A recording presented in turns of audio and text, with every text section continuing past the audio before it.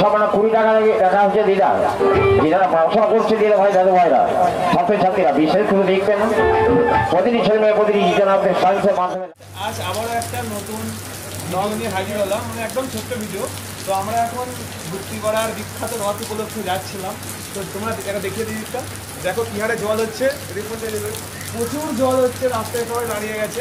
তাও আমরা কখন যাবো পৌঁছাবো গুপ্তিপাড়া তো এখন বুঝতে পারছি না।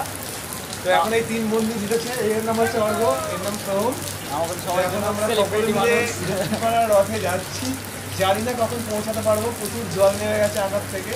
তো কখন পৌঁছাবো জানি না। তো ভিডিওটা শেষ পর্যন্ত দেখতে থাকো, আশা করছি তোমাদের সকলের খুব ভালো লাগবে।